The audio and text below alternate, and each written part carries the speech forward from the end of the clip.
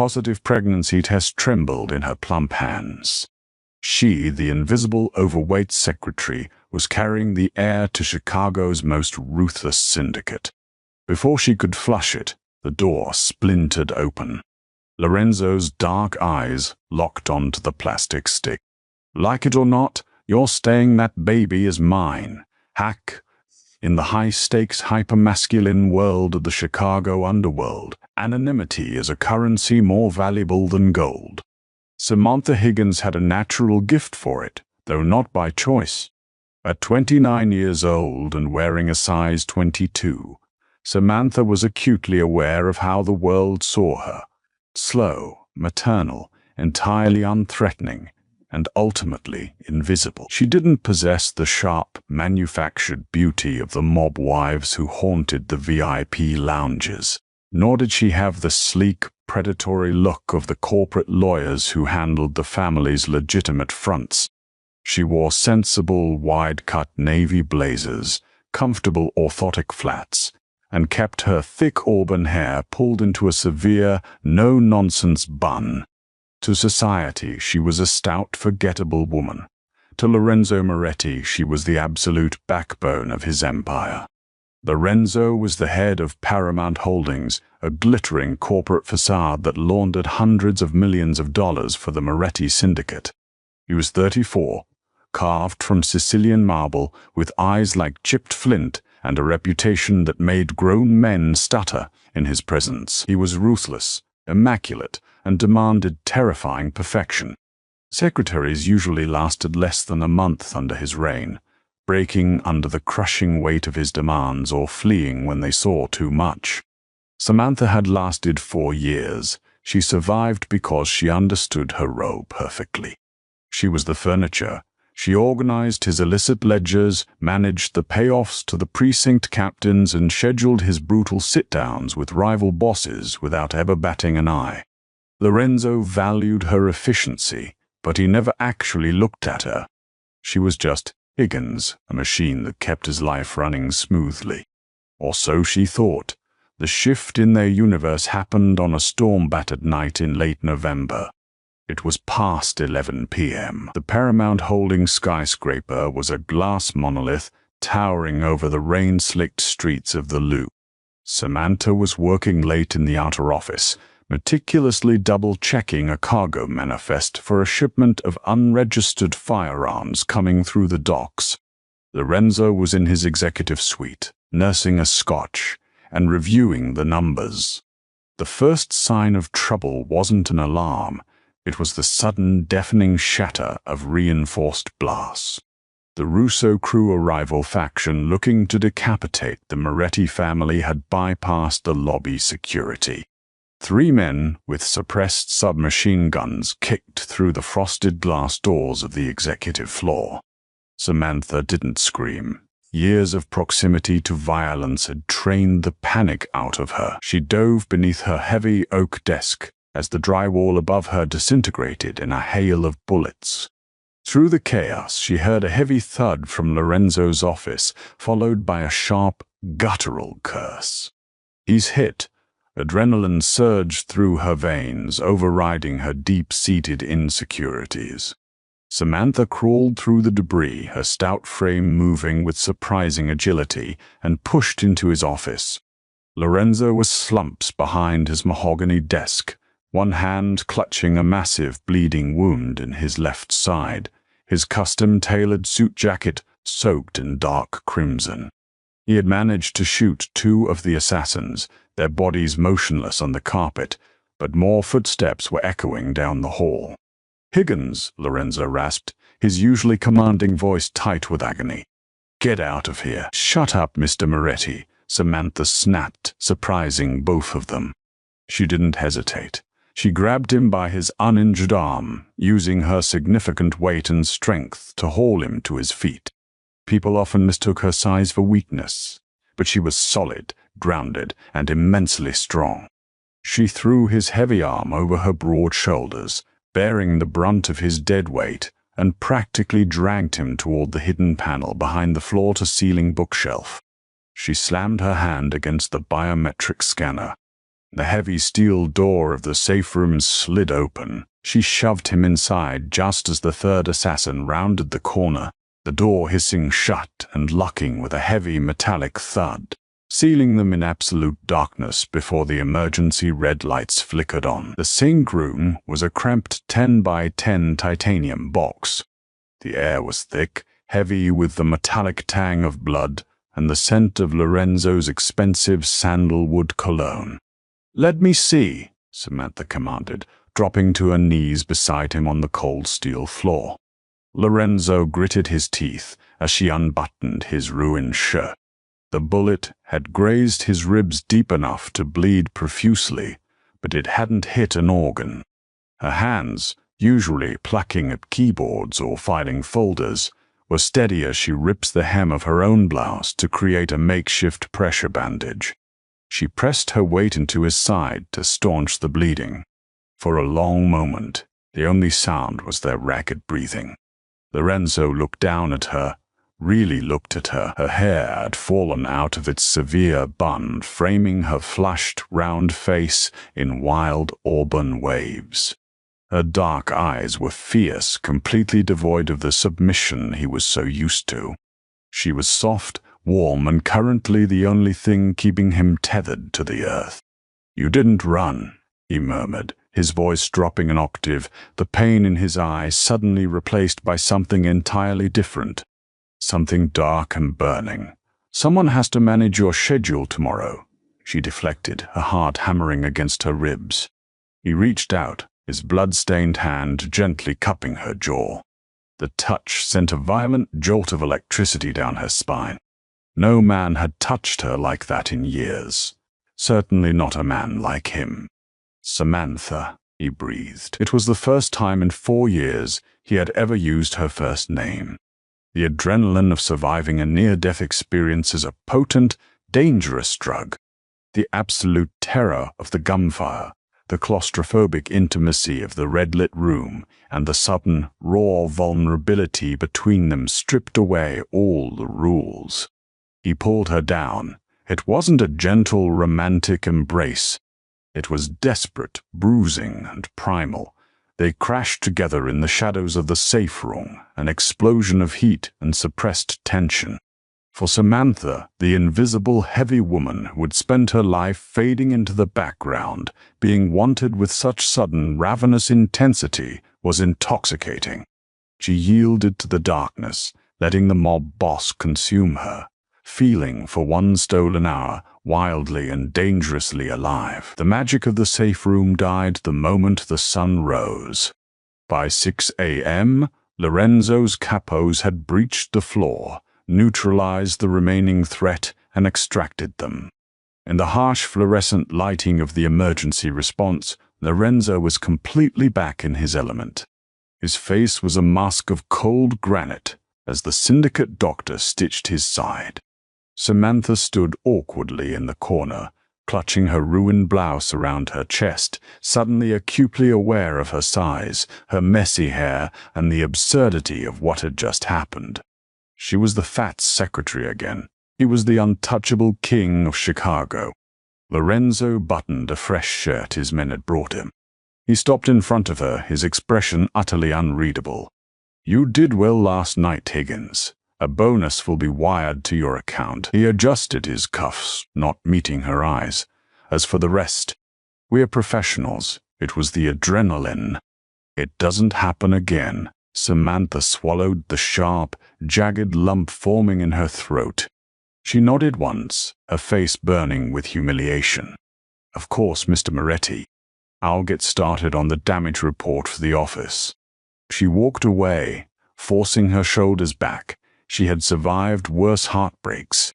She would do her job, keep her head down, and bury the memory in the deepest vault of her mind. 6 weeks passed. November bled into a freezing, brutal January. The syndicate was at war, and the office was a pressure cooker of tension. But Samantha was fighting a different, much more terrifying internal battle. It started with a bone-deep exhaustion that she couldn't shake. Then it was the smell of Lorenzo's dark roast espresso. The scent she had brewed for him every morning for years, suddenly made her violently nauseous. At first, she chalked it up to stress. Then she blamed her weight, assuming it was a hormonal imbalance or a thyroid issue. She was nearly 30, maybe her body was just changing. But when her cycle was 3 weeks late, a creeping, icy dread settled in her stomach. On a frigid Tuesday afternoon, while Lorenzo was locked in a 3-hour sit-down with his lieutenants, Samantha slipped out of the building. She walked 2 blocks to a busy downtown pharmacy and bought 3 different brands of pregnancy tests, hiding them at the bottom of her oversized leather tote bag. Back on the executive floor, she locked herself in the private, marble-tiled restroom attached to the boardroom. Her hands were shaking so badly she could barely open the cardboard boxes. It's impossible, she told herself, staring at her pale, round reflection in the vanity mirror. It was one stupid, careless time. She took the tests, lined them up on the sink, and set a timer on her phone for 3 minutes. She paced the length of the small room, biting her nails, her chest tight with panic. If she was pregnant, she was dead, or worse, the baby was dead. Lorenzo Moretti didn't have a family. He didn't have weaknesses. A bastard child with a stout, unremarkable secretary would be a stain on his legacy, a vulnerability his enemies would exploit in a heartbeat. He would force her to get rid of it. The timer chimed. It sounded like a death knell. Samantha approached the sink. Test 1. 2 pink lines. Test 2. A solid plus sign. Test 3. The digital screen screamed pregnant in bold, mocking letters. A ragged sob tore from her throat. Her knees buckled beneath her heavy frame, and she sank to the cool tile floor, her back against the door. She picked up the plastic stick, staring at it as if it were a venomous snake. She was ruined. Her quiet and visible life was over. She was so consumed by her panic that she didn't hear the heavy oak door of the boardroom open. She didn't hear the heavy footsteps approaching the bathroom. The doorknob rattled. Samantha froze, her breath catching in her throat. The test slipped from her trembling fingers and skidded across the smooth marble floor, sliding right underneath the small gap between the door and the frame. Higgins? Lorenzo's voice boomed through the wood, sharp and impatient. Why is this door locked? I need the files on the Russo properties. Samantha scrambled to her feet, her heart hammering wildly. I'll be right out, Mr. Moretti. Just a moment. She frantically tried to compose herself, wiping the tears from her cheeks, but before she could reach for the door handle, the silence on the other side became deafening. Lorenzo had looked down. Suddenly the heavy mahogany door shuddered violently as a massive weight slammed against it. Samantha shrieked and jumped back. Before she could process what was happening, Lorenzo kicked the door again, the heavy deadbolt splintering the doorframe. The door burst open, slamming against the tiled wall. Lorenzo stood in the doorway, breathing heavily. The sheer, terrifying aura of the Mafia boss radiated off him in dark waves. He wasn't looking at her face. His dark, predatory eyes were locked onto the plastic stick he had picked up from the floor. He slowly raised his head, his gaze sweeping over her terrified, tear-stained face, down to her plush stomach hidden beneath her oversized blazer. "Mr. Moretti, please," Samantha whimpered, backing up until her spine hit the cool mirror. "I can fix this. I'll leave. I'll resign today. You'll never have to see me again, I swear." "Shut your mouth," he commanded. The tone wasn't angry, it was dangerously, terrifyingly calm. It was the voice he used right before he ordered a hit. He stepped into the bathroom, closing the splintered door behind him, trapping her. He stalked toward her, invading her space until she had to tilt her head back to look into his eyes. He reached out, his large, rough hand suddenly gripping her waist, pulling her solid frame flush against his hard chest. The touch wasn't professional. It was entirely possessive. "You think you can run from me?" he asked softly, his thumb brushing away a tear from her cheek. "You think you can take my blood, my air, and just disappear into the city? I don't fit in your world," she cried, gesturing to her stout figure. "Look at me, Lorenzo. I'm your secretary. I'm a liability." "You're the mother of my child," he corrected, his grip tightening on her waist, almost bruising her. "Like it or not, you're staying. That baby is mine. And what is mine, I protect." He didn't give her another second to argue. Lorenzo pulled his phone from his pocket and hit a speed dial. "Bring the armored SUV to the private garage," he barked into the receiver. "Send a crew to Higgins' apartment on 4th Street. Pack everything she owns. She doesn't live there anymore. Lorenzo, wait." Samantha gasped, grabbing his lapel. "You can't just— You belong to the family now, Samantha," he interrupted, his dark eyes flashing with a terrifying, obsessive fire that made her blood run cold. "You are moving to the Lake Forest estate. You will be guarded 24 hours a day. You will not drive, you will not work, and you will not leave my sight." Within an hour, Samantha Higgins, the invisible wallflower of Paramount Holdings, was strapped into the back of a bulletproof Escalade. As the city skyline faded behind them, replaced by the sprawling iron-gated mansions of Lake Forest, Samantha touched her stomach.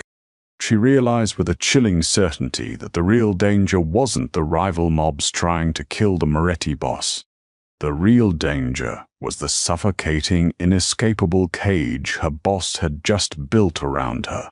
The Lake Forest estate was a sprawling 20-acre compound off Sheridan Road, hidden behind wrought-iron gates and ancient towering oaks. To the outside world, it was a monument to old money.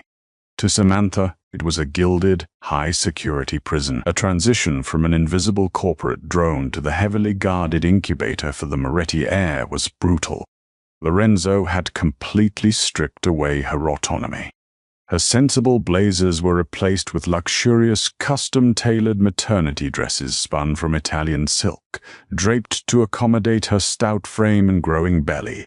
She was assigned a personal chef, a high-end obstetrician who made house calls, and 2 massive bodyguards, Arthur and Dominic, who shadowed her every move.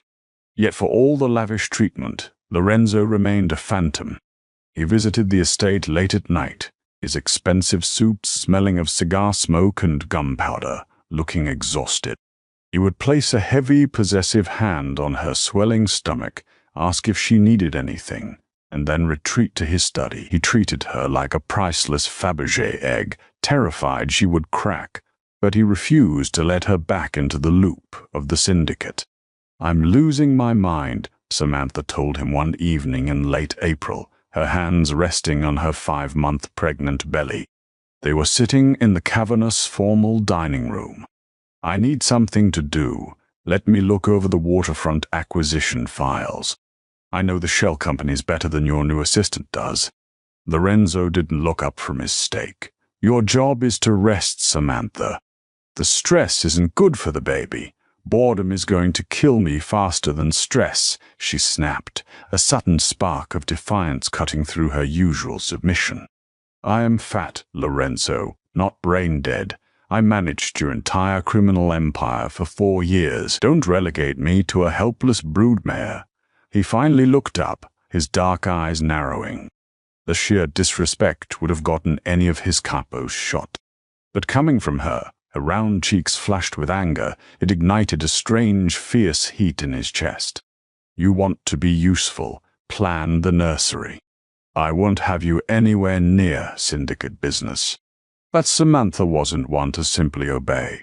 If she couldn't manage his legitimate fronts, she would manage her new environment. The estate was governed by a complex web of logistics, security rotations, food deliveries, groundskeeping schedules. To pass the time, Samantha started doing what she did best, analyzing patterns. She persuaded one of the younger guards to leave an iPad unlocked, claiming she wanted to order specific craving-satisfying pastries from the bakery in the loop. Instead, she quietly accessed the estate's internal network. Within 2 weeks, her sharp administrative eye caught a terrifying discrepancy.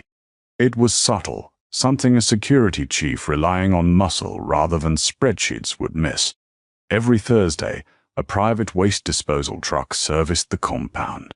But according to the encrypted server logs Samantha had sifted through, the security cameras on the west gate experienced a rolling, 60-second maintenance blackout exactly when that truck arrived. Furthermore, the guard rotation for that specific hour was always shifted, placing 2 rookies at the gate while the senior men were inexplicably reassigned to the east wing.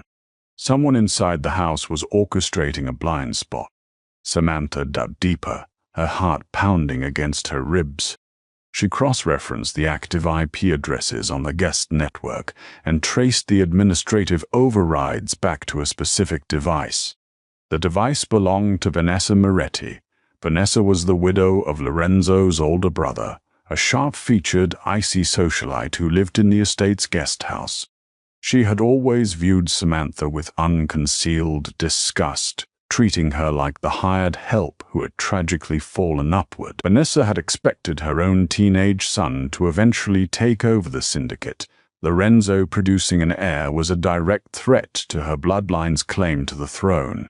Samantha didn't hesitate. She waddled down the massive marble hallway toward Lorenzo's private study, bypassing Arthur and Dominic with a sharp command she had learned from mimicking Lorenzo. She burst through the heavy mahogany doors. Lorenzo was nursing a glass of bourbon, poring over a map of the shipping docks. He looked up, his jaw clenching. "Samantha, what did I say about shut up and look at this?" she ordered, dropping the iPad onto the map. He blinked, taken aback by her sheer audacity. He leaned forward, his eyes scanning the spreadsheets, timestamps, and highlighted security logs she had meticulously compiled. "Vanessa is manipulating the Westgate security feeds," Samantha said, her voice trembling but resolute. "She's creating a 1-minute blind spot every Thursday at 3 p.m. Today is Thursday. It's 2:45 p.m., Lorenzo. I think she's smuggling someone or something inside." Lorenzo's expression hardened into a terrifying mask of pure violence. He didn't dismiss her. He knew her brain was a steel trap. He reached into his desk drawer, pulled out a heavy Glock 19, and racked the slide. "Arthur!" Lorenzo roared, his voice echoing through the mansion. "Lock down the estate. Nobody gets in or out." The lockdown order came exactly 12 minutes too late. Before Arthur could engage the heavy steel barricades on the west gate, a massive reinforced garbage truck slammed through the wrought iron barrier, tearing it off its hinges. The truck didn't stop, plowing over the pristine rose gardens until it crashed into the side of the west wing. The back doors of the truck blew open, and a dozen heavily armed mercenaries belonging to the Russo family poured out. The betrayal was absolute. Vanessa hadn't just smuggled weapons, she had sold the estate's vulnerabilities to Lorenzo's deadliest rivals. Alarm shrieked through the mansion, a deafening, pulsating red siren. The sound of automatic gunfire erupted from the west wing, tearing through the expensive art and ancient plaster. "Move!" Lorenzo grabbed Samantha's arm, shoving her behind his broad frame. "We have to get to the panic room in the basement." "No!" Samantha yelled over the gunfire, her mind racing. "The basement routes are compromised. If Vanessa planned this, she disabled the biometric locks on the safe room. It'll be a death trap." Lorenzo hesitated for a fraction of a second, his tactical mind warring with his instinct to protect. "Then where?" "The server room," she breathed heavily, clutching her stomach as a sharp cramp seized her. "It has reinforced steel doors and an independent ventilation system to protect the mainframes, and I can access the estate's smart grid from there." They bolted down the opposite corridor, moving as fast as Samantha's heavy, pregnant frame would allow. Bullets chewed into the marble pillars behind them, raining sharp fragments of stone onto their shoulders. Lorenzo turned, firing 3 precise shots that dropped the closest Russo mercenary before shoving Samantha into the server room and throwing his weight against the heavy steel door. He threw the manual deadbolt just as heavy fists and boots began pounding against the outside. "They'll blow the lock in less than 5 minutes, Lorenzo gritted out, reloading his weapon, his eyes blazing with a feral protective rage as he looked at her. "Get behind the mainframes. If the door breaches, keep your head down." "I am not hiding," Samantha said, a cold clinical calm washing over her. She wasn't an assassin, but she was the ultimate administrator, and this house was just a very large, very deadly computer system. She dropped heavily into the rolling chair in front of the primary server terminal. Her thick fingers flew across the keyboard with blinding speed.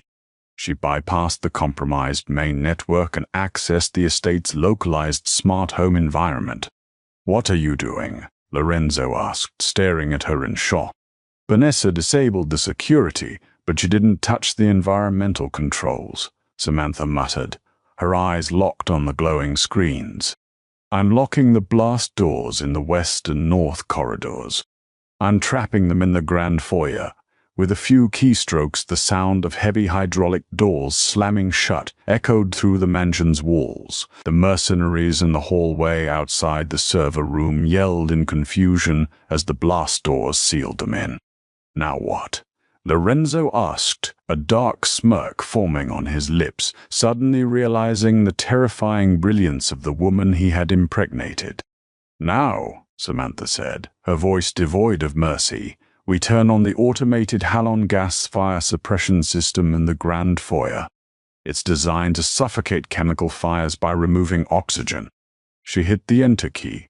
Through the security feeds on her monitor, they watched as thick white halon gas deployed from the ceiling of the sealed foyer. The trapped Russo mercenaries began to choke, dropping their weapons and clawing at their throats as the oxygen was sucked from the room. Within 2 minutes, the feed showed a dozen unconscious bodies sprawled across the imported marble floor. The mansion fell dead silent, save for the hum of the servers. Lorenzo slowly lowered his weapon. He looked from the security monitors to the stout, disheveled woman sitting in the glow of the screens. Her hair was a mess. Her silk maternity dress was torn, and she was heavily panting. She had never looked more magnificent. The door to the server room beeped. The surviving loyal guards had cleared the perimeter. "Mr. Moretti," Arthur's voice came through the intercom. "The threat is neutralized. We have Vanessa secured in the courtyard." Lorenzo didn't answer immediately. He walked over to Samantha, placing his hands on the armrests of her chair, trapping her against the console. He leaned down, his face inches from hers. The possessive fire in his eyes had transformed into something much deeper. Absolute, unadulterated reverence. "You saved my life again," he murmured, his voice thick with emotion. "You saved our child. You saved my empire." "I told you," she breathed, her heart hammering wildly. "I manage your life, Lorenzo. It's my job." "No," he corrected softly, pressing a fierce, claiming kiss to her forehead, then down to her lips. "You are not my secretary, Samantha. You never were. You are the only person strong enough to stand beside me." He pulled her to her feet, his arm wrapping securely around her thick waist. "Come with me. We have a traitor to deal with, and then I am putting a ring on your finger." When they walked out into the courtyard, the remaining syndicate soldiers stood at strict attention among the smoke and debris. Vanessa was on her knees, bruised and terrified, but Lorenzo didn't look at his sister-in-law. He looked at his men, then gestured to the heavy, imposing woman standing proudly by his side, her hand resting on the future of the Moretti family. "Look at her," Lorenzo commanded the courtyard, his voice ringing with absolute authority. "This is Samantha Moretti. She is the mother of my heir, and the undisputed queen of this syndicate. Anyone who disrespects her, questions her size, or looks at her with anything less than absolute loyalty will answer to me." Samantha stood tall, leaning into his strength but anchored by her own. She was no longer the invisible wallflower of Chicago. She had built her own throne, and like it or not, she was there to stay. If you loved this thrilling mafia romance filled with jaw-dropping twists, fierce loyalty, and a heroine who proves true power comes from within, smash that like button. Share this video with your fellow drama addicts, and don't forget to subscribe to our channel for more intense, real-life inspired storytelling. Ring the notification bell so you never miss our next steamy underworld adventure.